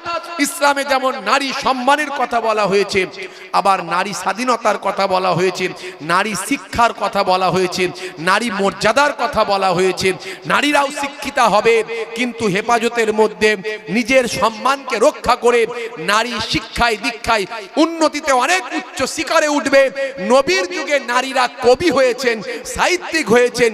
নবীর যুগে নারীরা মুহাদ্দিস হয়েছেন, হাদিসে বিশেষজ্ঞ হয়েছেন। নবীর যুগে নারীরা যুদ্ধের ময়দানে নেমে তলোয়ার হাতে নিয়ে অন্যায়ের বিরুদ্ধে লড়াই করেছে। এই নারী স্বাধীনতার কথা তারা জানতে পারছে। সারা পৃথিবীর শিক্ষিত নারীরা আজকে ইসলামের প্রতি আকৃষ্ট হয়ে তারা আজকে আমার নবীর নামে কালেমা পড়ছে। জোরে হবে না? ভাইরা আমার, তরুণ যুবকেরা আমার, মুরব্বিয়ানেরা আমার, এর জন্য আমাদের একটু জানতে হবে, বুঝতে হবে, একটু পড়াশোনা করতে হবে, একটু স্টাডি করতে হবে, নবী পাকের আখলাক চরিত্রকে নিয়ে একটু গবেষণা করতে হবে। হে তরুণ যুবকেরা, হে আমার বন্ধুরা, হে আমার মুরব্বিয়ানেরা, শুনে রেখে দিন বাবা। হে মুসলমান, একটু লক্ষ্য করুন, 1450 বছর আগে আমার আল্লাহ যা বলেছেন আজকের যুগে সেগুলো সব বাস্তবে প্রমাণিত হয়। 1450 বছর আগে নবী যা বলেছেন সেগুলো আজকের যুগে বাস্তবে প্রমাণিত হয়।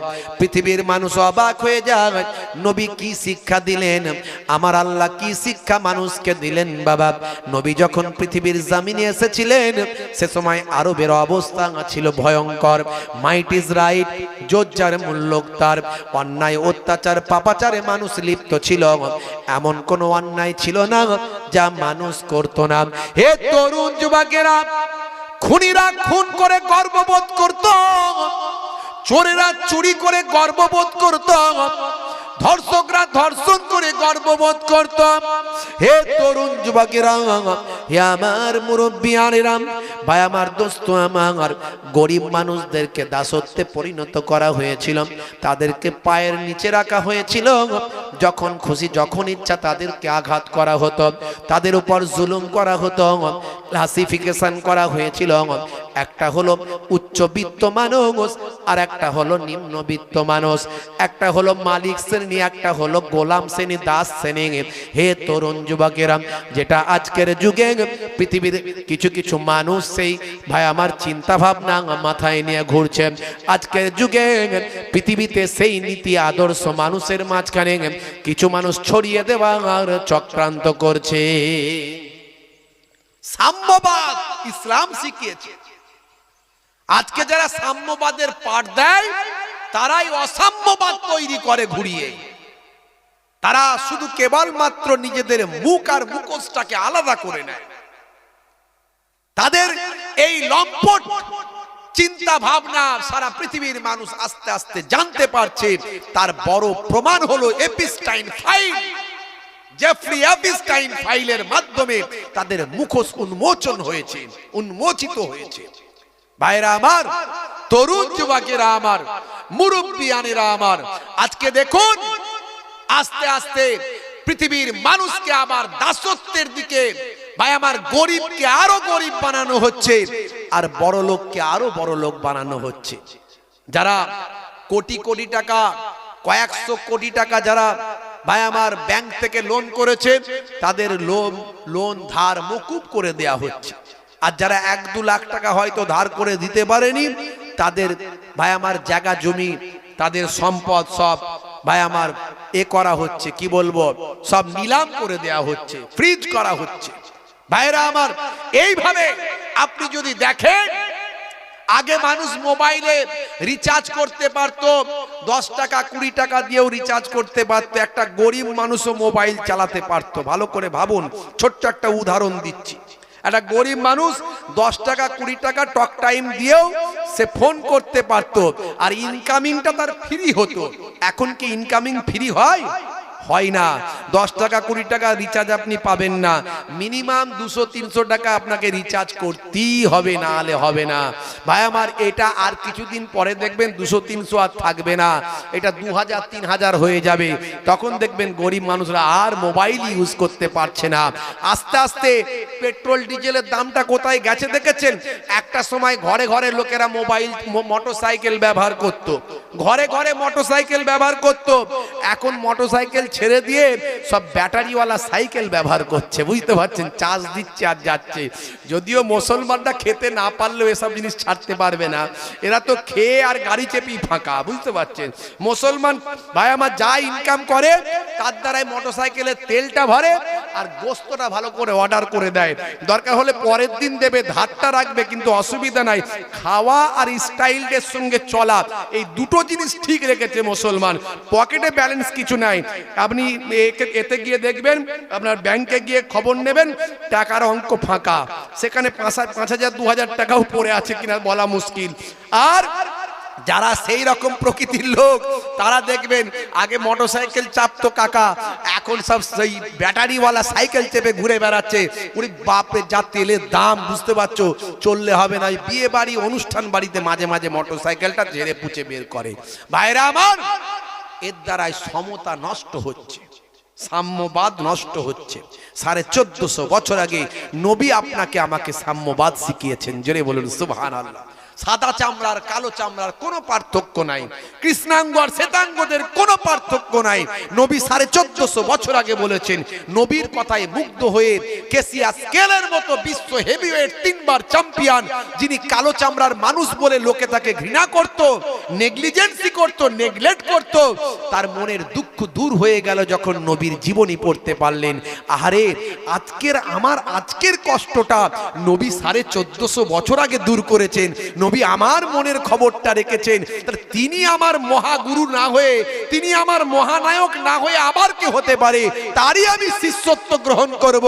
নবীর নামে কালেমা পড়ে বিশ্ব নবীর শিষ্য হয়ে গেলেন, নাম নিলেন মোহাম্মদ আলী কেলে। ভাই আমার, একজন বড় পণ্ডিত, তিনি কলেজের প্রফেসর, একজন নারী, একজন মহিলা, তিনি ইমানের দাওয়াত পেয়েছেন, বিশ্বনবীর শিষ্যা হয়েছেন। তিনি বলছেন, আমি কেন শিষ্যা হলাম জানো? আমি কেন নবীর শিষ্যা হলাম জানো? তার কারণ হলো, আমি যখন আমার মনের কথা কাউকে বলতাম, সে আমার মনের কথা পুরোপুরি শোনার আগেই তার কথা বলা শুরু করত। এখন মানুষের ধৈর্য আছে আপনার কথা মন দিয়ে শোনার? ধৈর্য নাই। ভাই আমার, 2-5 মিনিট কথা বলারও উপায় নাই। একটু বললেন, আপনার 1 মিনিট হলো কি না হলো, আপনার কথা শোনা তো দূরের কথা, সে তার নিজের দুঃখ দুর্দশা কষ্ট আপনাকে বলা শুরু করলো। আল্লাহর নবী বলছেন 1450 বছর আগে, যদি কেউ তার মনের কথা তোমাকে বলে, তাকে তুমি কষ্ট দিয়ে সরে চলে যেও না, তার মনের কথাটা শোনো, যাতে সে মানসিকভাবে শান্তি লাভ করতে পারে। নবী এটুকুরও খবর রেখেছেন, 1450 বছর আগে বলেছেন। তিনি বলেন, এই অধ্যাপিকা বলছেন, আমি এতদিন পর্যন্ত আমি অবাক হলাম, আমি যখন মানুষকে আমার দুঃখ কষ্টের কথা বলতাম, সে পুরোপুরি আমার কথা শোনার আগে তার কথা শোনাতো, কিন্তু আমি নবীর যখন জীবনীটা পড়লাম, এই হাদিসটা যখন আমি পেলাম, আমি মুক্ত হয়ে গেলাম। 1450 বছর আগে যে নবী আমার দুঃখ দুর্দশার কথা তখন ভেবে গেছেন, সেই নবী তো আমার মহানায়ক হবেন, সেই নবী তো আমার মহাগুরু হবেন, তিনি তো আমার প্রফেট হবেন, তিনি তো আমার রাহবার হবেন, পথ নির্দেশক হবেন। সেই নবীর নামে কালেমা পড়ে আমি আজ থেকে নবীর নামে নবীর শিষ্য হয়ে গেলাম। এইভাবে আমার নবীর আখলাক চরিত্র সারা পৃথিবীতে ছড়িয়ে পড়েছে। এই এপিস্টাইন ফাইল বের হওয়ার পরে আপনি ভালো করে খবর নিয়ে দেখুন, ভালো করে সার্চ করুন, জানুন, পৃথিবীতে হাজার হাজার মানুষ প্রতিনিয়ত কালেমা পড়ে বিশ্ব নবীর শিষ্য হচ্ছে। জোরে হবে না? এই জন্য আজকে যারা নবীর শত্রু, যারা ইসলামকে ধ্বংস করতে চায়, যারা কোরআনের বিরুদ্ধে ষড়যন্ত্র করে, কোরআনকে কালিমালিপ্ত করতে চায়, কোরআনকে মানুষের কাছে ঘৃণার বস্তুতে পরিণত করতে চায়, তারা কোরআনের কিছু লাইনকে তুলে নিয়ে ভুল ব্যাখ্যা, ভুল ব্যাখ্যা করে মানে করে মানুষকে মানুষের কাছে ছড়িয়ে দিতে চায়, তারা সর্বদা চেষ্টা করেও বিফল হয়ে যাচ্ছে, তারা হোপলেস হয়ে যাচ্ছে, তারা হতাশায় ভুগছে, তারা কিন্তু চক্রান্ত করার চেষ্টা করছে, যখন পারছে না তারা রাগান্বিত হয়ে বিভিন্ন রকম অন্যায় পথ বেছে নিচ্ছে। হে তরুণ যুবকেরা, আমি আপনার কাছে বলবো আজকের আলোচনা থেকে, হে যুবকেরা, হে আমার মুরব্বিয়ানেরা, পৃথিবীর বড় বড় অথার পণ্ডিতেরা, নায়ক গায়কেরা, খেলোয়াড় প্লেয়ারেরা, পৃথিবীর বড় বড় ব্যক্তিরা, তারা কোরআন পড়ে আল্লাহর প্রতি ঈমানকে মজবুত করল। কোরআন পড়ে তারা মুগ্ধ হলো।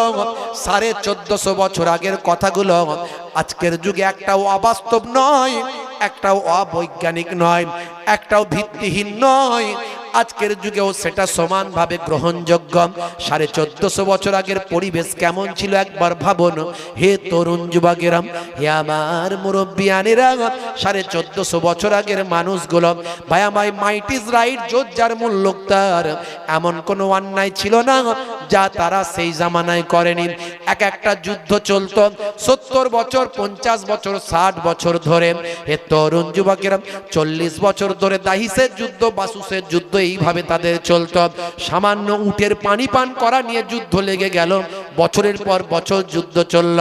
একজন মানুষকে হত্যা করার বিনিময়ে তারা 100 জনকে হত্যা করে প্রতিশোধ নিত। হে তরুণ যুবকেরা, খুন করে গর্ববোধ করত, ধর্ষণ করে গর্ববোধ করত, ভাই আমার অন্যায় অবিচার করে গর্ববোধ করত। হে তরুণ যুবকেরা, সেই জামানায় নবী নারীদের স্বাধীনতা দিয়েছেন, সেই জামানায় নবী ভাই আমার হিংসা দূর করেছেন, সেই জামানায় নবী শান্তি প্রতিষ্ঠা করেছেন। পৃথিবীর মানুষ অবাক হয়ে যায়, আল্লাহর নবীর আদর্শে পৃথিবীর মানুষ মুগ্ধ হয়ে যায়। ভাইরা আমার, তরুণ যুবকেরা আমার, সামনে রমজান মাস আসছে,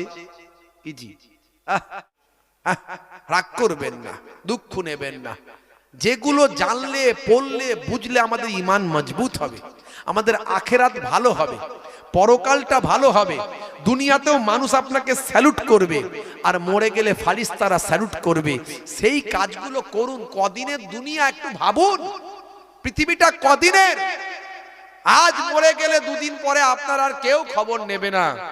এখন তো মানুষের মৃত্যুটা লোকে নরমাল হয়ে গেছে। প্রতিনিয়ত কত মানুষ মারা যাচ্ছে, একটুও মানুষের মনে দুঃখ কষ্ট আর হয় না। এখন কান্নাকাটি মানুষ ছেড়েই দিয়েছে। আমরা বলি বুকে হাত দিয়ে চাপড়ে চুপড়ে কেঁদো না, মাথা ঠুকো না, মাটিতে গড়াগড়ি করো না। এই কান্নাটা ইসলামে হারাম। নিশ্চয় তোমার শোক থাকবে, দুঃখ থাকবে, চোখ দিয়ে পানি ঝরবে, হ্যাঁ, কিন্তু এখন তো আর ওই সবই কান্না বন্ধ হয়ে গেছে, আর কান্নাকান্নি করে না। ওই আপনজনরা হয়তো কিছু মানুষ আছে, কেউ সঠিক অরিজিনালি কাঁদে, আর কেউ আবার এমনি এমনি বুক চাপড়া, একটু লোককে দেখাতে হবে কত ভালোবাসছি। হ্যাঁ ভাইরা আমার, কত কি চলে বলা মুশকিল। এখন জানাজার নামাজের সময়তেও লোকে ঠাট্টা আর কি করে, আবার কবরস্থানে গিয়েও ঠাট্টা আর কি করে। মনে রাখবেন, এই ঠাট্টা আর কি জানাজার সময় কবরস্থানে যারা গিয়ে করবে, কঠিন গুনাহগারের মধ্যে পড়বে। এই জায়গাগুলো ঠাট্টায় আর কি করা, হাসাহাসি করা কঠোরভাবে নিষেধ, হাদিসের মধ্যে এসেছে।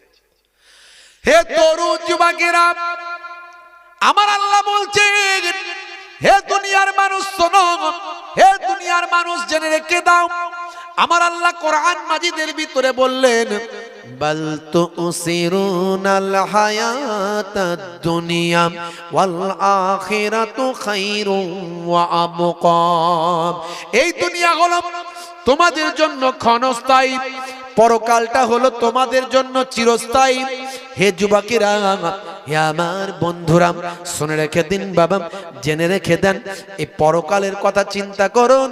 এই ক্ষণস্থায়ী জীবন নিয়ে বেশি চিন্তা করবেন না, ক্ষণস্থায়ী জীবন নিয়ে বেশি ভাববেন না, ক্ষণস্থায়ী জীবন নিয়ে পরকালকে হারিয়ে ফেলবেন না।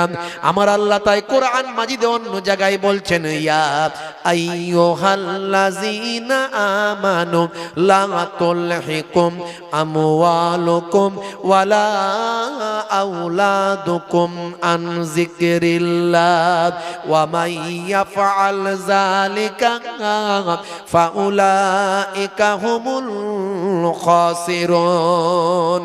হে তরুণ যুবকেরা, আমার আল্লাহ বলছেন, হে দুনিয়ার মানুষ শোনো, হে ইমানদার বিশ্বাসী বান্দারা, যারা আল্লাহকে বিশ্বাস করো বলো, যারা বলো আমরা আল্লাহকে বিশ্বাস করি, যারা বলো আমরা নবীকে মানি, যারা বলো আমরা কালেমা পড়েছি, যারা বলো আমরা ফারিস্তা মানি, যারা বলো আমরা ভাগ্যে ভালো মন্দ যা কিছু হয় মানি, যারা বলো আমরা কিয়ামতে বিশ্বাস করি, যারা বলো আমরা জান্নাত জাহান্নাম বিশ্বাস করি, যারা বলো আমরা 104 খানা কিতাব আমরা মানি, কোরআন মাজিদের নির্দেশনা মেনে চলি, হে তরুণ যুবকেরা, যারা বিশ্বাসী বান্দা এরাই হলো ঈমানদার।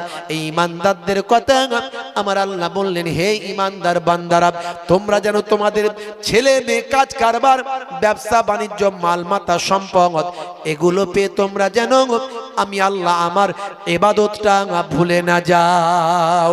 যদি আমার ইবাদতটা ভুলে যাও, আমি আল্লাহর নির্দেশনা যদি ভুলে যাও, আমি আল্লাহ বলছি তোমরা ধ্বংসপ্রাপ্ত হবে, তোমরা ক্ষতিগ্রস্ত হবে।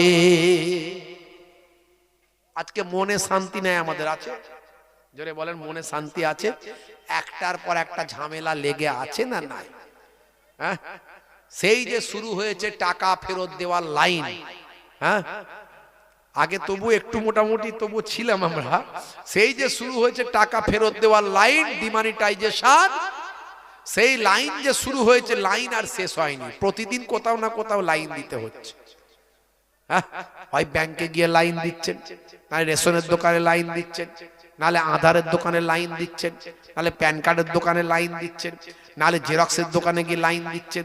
খালি এর সঙ্গে ওর লিঙ্ক করছেন, ওর সঙ্গে তার লিঙ্ক করছেন, সেখানের সঙ্গে সেটার লিঙ্ক করছেন। ভাই আমার কেওয়াইসি করছেন, ভোটার কার্ডের সঙ্গে প্যান কার্ডের লিঙ্ক করছেন, প্যান কার্ডের সঙ্গে রেশন কার্ডের লিঙ্ক করছেন। সারাক্ষণ শুধু লিঙ্ক করে করে করে করে করে জীবনটাই লিঙ্ক হয়ে গেল, আমাদের জীবন লিক হয়ে গেল, বুঝতে পারছেন? আবার এখন এসআইআর এর ঝামেলা এসেছে না আসেনি? এখানে মনে হয় কেউ এসআইআর এর নোটিশ পায়নি, পেয়েছে? দিকে সবাই সবাই পেয়েছে মোটামুটি, নাকি? ভাইরা আমার, এই সন্দেশখালীতে তো 5000 লোকের নাম লিস্ট বেরিয়েছে, তার পাশে লিখে দিয়েছে নট ইন্ডিয়ান সিটিজেন, বুঝতে পারছেন? এখনো লিস্ট বেরোয়নি, অরিজিনাল লিস্ট। অরিজিনাল লিস্ট কবে বেরোবে বলেছে?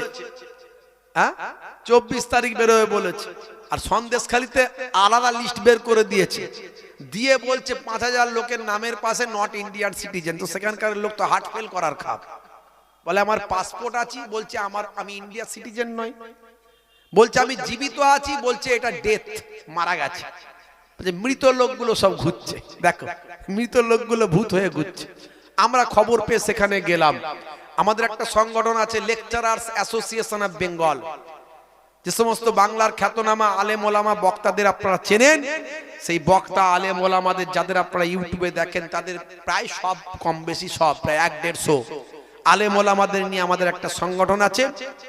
তো সেই সংগঠন খুব পাওয়ারফুল সংগঠন, রাজ্য কেন্দ্রের পারমিশন। আমরা অন্যায় দেখলে কথা বলি, কোনো পার্টির তাবেদারি না করে, আমরা কোনো পলিটিক্যাল পার্টির সঙ্গে যুক্ত না থেকে আমরা অন্যায়ের বিরুদ্ধে কথা বলি একেবারে। ভাই আমরা স্টেট কার্ড কথা বলি, প্রয়োজন হলে আমরা রাস্তায়ও নামি। আমরা হুজুর লোক রাস্তায় নামবো কেন? নেতারা কি করছে? মুসলিম দরদ দেখিয়ে মুসলিমের বিপদের সময় নাই। হ্যাঁ, মুসলমানদের ভোটে জিতেন, মুসলমানদের বিপদের সময় নাই। আমরা তাদেরকে বলি থাকুন, আপনারা মুসলমানরা যখন বিপদে পড়বে তাদের ভোটে জিতে তাদের পাশে দাঁড়ান, তবে তো তারা আবার আগামী দিন ভোটটা দেবে। হ্যাঁ, মাঝে মাঝে প্রয়োজনে আমাদেরকে পথে নামতে হচ্ছে কেন? আমরা দুর্গাপুর কাণ্ডে থেকে শুরু করে আর ওয়াকাফ নিয়ে, ওয়াকাফে সুপ্রিম কোর্টে মামলা করতে যাওয়া, এই সব জায়গায় আমরা ছুটছি কেন? আমি নিজেও সুপ্রিম কোর্টে গিয়ে মামলা করে এসেছি এর আগে ওয়াকাফ নিয়ে। উমিদ পোর্টাল চালু হয়েছে, তারপরে অনেকেই মামলা করেছে, শুধু আমরা করেছি তা নয়, অনেকেই করেছে, কিন্তু আমরাও গেছিলাম। আমরা খ্যাতনামা বাংলা যে সমস্ত আলেম ওলামাদের নিয়ে সংগঠন, আপনারা ওয়েবসাইটে যাবেন, গুগলে গিয়ে লিখবেন লেকচারার্স অ্যাসোসিয়েশন অফ বেঙ্গল, সব তথ্য সেখানে পেয়ে যাবেন। ওপরেই লেখা আছে যারা কেউ আমাদের মেম্বার হতে চান সেখানে অনলাইনে মেম্বারও হয়ে যাবেন। 200 টাকা লাগবে, মেম্বার হয়ে গেলেন পরে আই কার্ড ফাই কার্ড সব পেয়ে যাবেন। ভাই আমার, আমাদের আলেম ওলামাদের সঙ্গে আপনারা যুক্ত থাকতে পারবেন। অনেকে যদি ইচ্ছা হয় মেম্বার হতেও পারেন আপনারা, কোনো অসুবিধা নাই। অনলাইন খুলবেন, মেম্বার হয়ে যাবেন। খালি গুগলে গিয়ে আমাদের সংগঠনের নাম লিখবেন লেকচারার্স অ্যাসোসিয়েশন অফ বেঙ্গল, দেখবেন ওপরেই পেয়ে যাবেন অ্যাক্টিভ মেম্বার। এই অ্যাক্টিভ মেম্বারে ক্লিক করবেন, ফর্ম বেরিয়ে আসবে, নাম অ্যাড্রেস গুলো লিখে দেবেন, ক্লিক করবেন, 200 টাকা আপনার অ্যাকাউন্ট থেকে কেটে নেবে, আপনার এটা সাবমিট হয়ে যাবে। পরে আপনি আপনার সুবিধা মতো আপনাকে আবার আই কার্ড দিয়ে দেওয়া হবে। তো আমরা সুপ্রিম কোর্টে পর্যন্ত গেলাম, গিয়ে মামলা করলাম। উমিদ পোর্টাল এলো, সেই উমিদ পোর্টালের কারণে আলহামদুলিল্লাহ আমরা আমাদের সম্পত্তি ওয়াকাফের যে আমাদের পূর্বপুরুষদের রেখে যাওয়া, পূর্বপুরুষদের আমাদের শিক্ষায় দীক্ষায় উন্নতির জন্য, পিছিয়ে পড়া সমাজকে এগিয়ে নিয়ে যাওয়ার জন্য যে সম্পত্তি দিয়েছিল সেটাকে বাঁচানোর জন্য আমরা চেষ্টা করলাম। সে তো আজকের যুগের কথা নয়, শত শত বছর আগের কথা। কত কাগজপত্র হারিয়ে গেছে, ওথাল পাতাল হয়েছে, তারপরেও সেই সম্পত্তিগুলোর একটু এদিক ওদিক হলেই সরকার বলছে আমরা নিয়ে নেব। অনেক নিয়েও নিয়েছে, তারপরেও সবটা নিতে না পারা, সবটা নিতে পারেনি। এই উমিদ পোর্টাল করে আমরা আন্দোলন করে, আমরা মামলা টামলা করে আলহামদুলিল্লাহ ম্যাক্সিমামটাই আমরা অন্তত বাঁচাতে পেরেছি আলহামদুলিল্লাহ। তা আমরা আবার বলেছি, সন্দেশখালীতেও আমরা গিয়েছিলাম, পাড়ায় পাড়ায় ঘুরেছি, আমি নিজেও ঘুরেছি, তাদের সঙ্গে কথা বলেছি। আমরা বলেছি ভয় পাবেন না। অনেক মানুষ তো হার্ট অ্যাটাক করে যাওয়ার মতো অবস্থা। আরে যাই তাই তো রিপোর্ট নয়, সেটা তো আর কেউ সাধারণ মানুষ করে দেয়নি, সেটা স্কুলে টাঙানো হয়েছিল, পঞ্চায়েত অফিসে টাঙিয়ে দিয়েছিল, আবার কিছু সময় পর খুলেও নিয়েছে। ভাই সেটা ভিতর থেকে এসেছে, সেটা বিওলো বলছে ভিতর থেকে এসেছে। তো এই রকম যদি সিচুয়েশন হয় মানুষের তেমনি টেনশন হবে। তার সমস্ত কাগজপত্র আছে, তার বলছে নট ইন্ডিয়ান সিটিজেন, সে জীবিত বেঁচে আছে বলছে ডেথ, মারা গেছে, তো কি করা যাবে? হ্যাঁ, সেই মানুষগুলোকে নিয়ে গিয়ে আমরা আন্দোলন করলাম, সন্দেশখালীতে প্রতিবাদ করলাম। আমরা সেখানে গিয়ে বললাম একজন বৈধ নাগরিকের নাম যদি বাদ যায় কি রকম আন্দোলন হবে সেটা পরে বুঝতে পারবে। সন্দেশখালীর মানুষ শুধু নয়, সারা ভারতবর্ষ দেখবে সেদিন। একদিকে মাঠে ময়দানে কাফনের কাপড় বেঁধে, মাথায় কাফনের কাপড় বেঁধে আন্দোলন হবে, আর একদিকে সুপ্রিম কোর্টে আমরা আবার মামলা করার জন্য রেডি হয়ে আছি ইনশাআল্লাহ। ভাইরা আমার, পরে তখন ইসিআই থেকে খবর হলো, ভাই আমার ভিডিও থেকে বললো, বিভিন্ন দপ্তর থেকে জানালো, ওটা ফালতু নিউজ, কেউ একজন করেছে, কিভাবে হয়েছে ও ব্যাপারে কোনো কমিশন দায়ী নয়। পরে তখন আবার স্বীকার করলো ওটা ফেক, বুঝতে পারছেন? অথচ সেটা ভিতর থেকেই বেরিয়ে এসেছে বলে ওখানকার রিপোর্ট অনুযায়ী খবর। ভাইরা আমার, তাহলে এই যে আমাদেরকে কেন পথে নামতে হচ্ছে? কারণ আমরা আজকে নেতৃত্ব হারা হয়ে গেছি, আমাদের নেতারা ঠিক নাই, যখন কথা বলা দরকার তখন বলছে না। প্রত্যেকেই কেউ না কেউ কোনো না কোনো দলে গিয়ে বিক্রি হয়ে গেছে, বুঝতে পারছেন? পরিস্থিতি খুব খারাপ, মুসলমানরা বড় বিপদের মধ্যে আছি। একমাত্র আল্লাহর সাহায্য ছাড়া আমাদের আর কেউ সাহায্যকারী নাই। একমাত্র আল্লাহকে আমাদের সাহায্যকারী হিসাবে আল্লাহর কাছে প্রার্থনা করতে হবে। দেখবেন আমার আল্লাহ গায়েবী মাদাদ দেবেন। জোরে বলুন সুবহানাল্লাহ।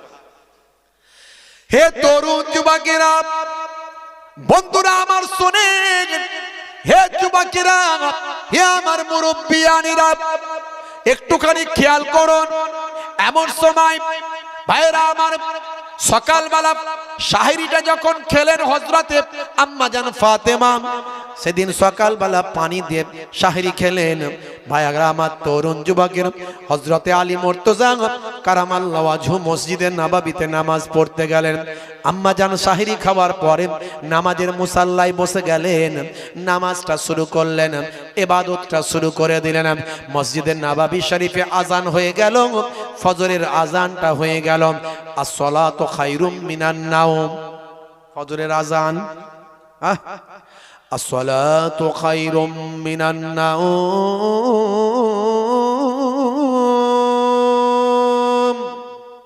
অনেকেই হয়তো আমরা শুনতেই পাই না, কারণ ফজরের সময় এমন ঘুমে নাক ডাকি যে কখন যে খায়রুন নাওম হয়েছে আমরা কিছু বুঝতেই পারিনি। কথা ঠিক না বল?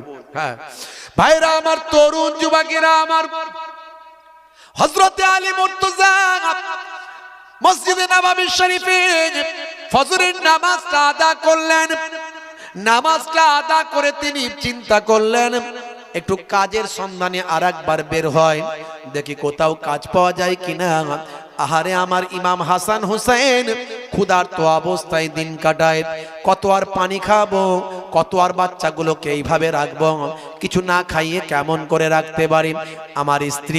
আমার স্ত্রী ফাতেমা নবী নন্দিনী, নবীর কলিজার টুকরা কন্যা, জান্নাতের যুবতীদের, জান্নাতের নারীদের সর্দারিনী, সেই ফাতেমা অনাহারে ওয়ার্দাহারে দিন কাটায়।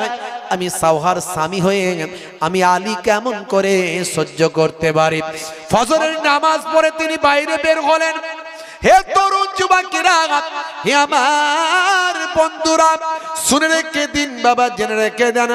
আমার আল্লাহ কোরআন মাজিদের ভিতরে বললেন, হে দুনিয়ার মানুষ শুনে রেখে দাও, ফাইজা কুদিয়াতিস সালাত ফান্তাসিরু ফিল আরদ আবতাগু মিন ফাদলিল্লাহ।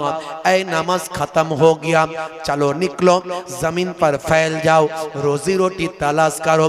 যাও যাও, তোমাকে তো সব সময় মসজিদে বসে বসে জিকির কাটানোর কথা আমি আল্লাহ বলি না।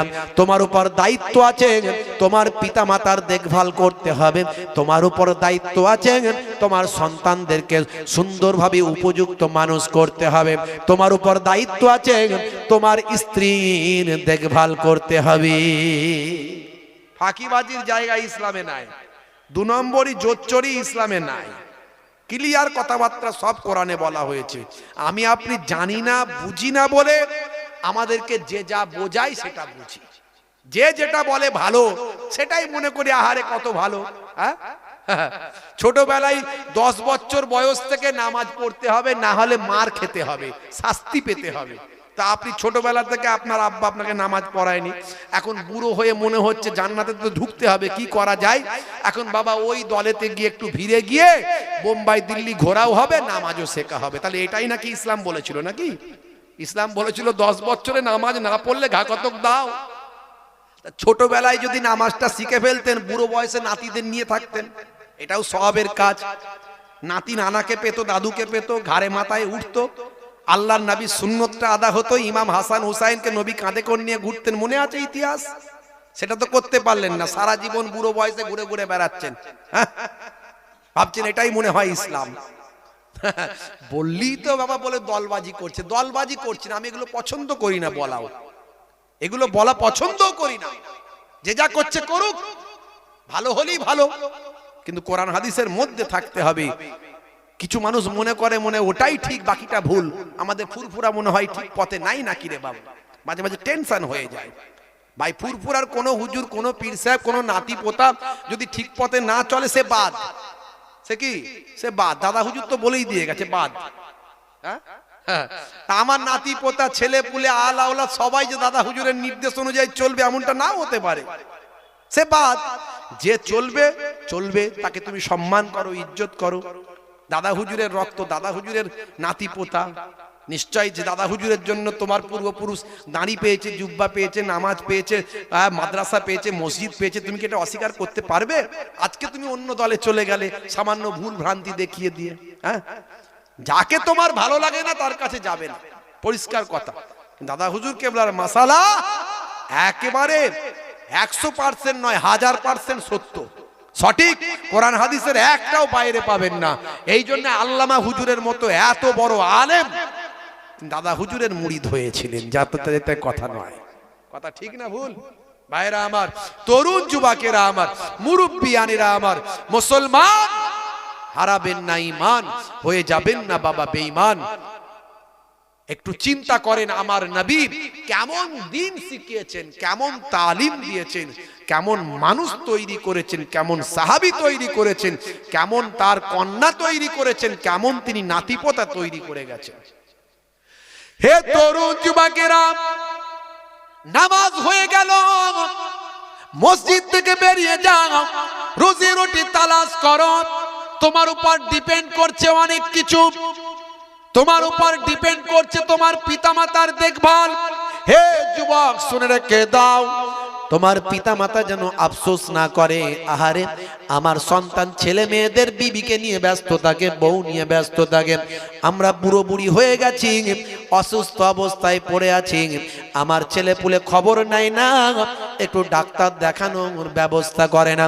তোমার পিতা মাতা বুড়ো বয়সে যেন এই আফসোসটা না করে, আমার ছেলে তার বাচ্চাদেরকে ভালো ভালো খাবার খাওয়ায়, একদিনও আমি বুড়ো বুড়ির জন্য কিছু ভালো খাবার নিয়ে এলো না।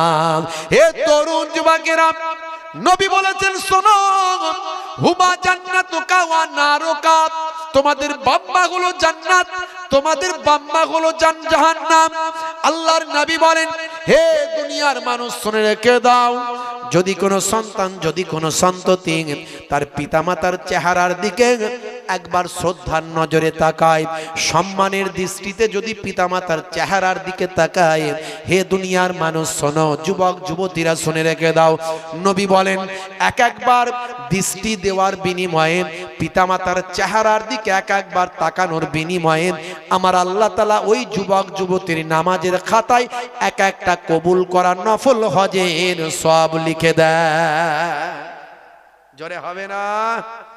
সাহাবী বললেন, ইয়া রাসূলুল্লাহ, যদি কোনো সন্তান সন্ততি বাপের চেহারার দিকে কিংবা মায়ের চেহারার দিকে 100 বার তাকায়, এটা আমার আব্বা, এটা আমার আম্মা, অনেক সন্তানের অভিযোগ আছে আমার বাপ ভালো নয়, ন্যায় বিচার করেনি, কি হয়েছে না আমি বড় ছেলে আমাকে আধ হাত জায়গা কম দিয়েছে, ছোট ভাইকে আধ হাত জায়গা বেশি দিয়ে দিয়েছে, বুঝতে পারছি?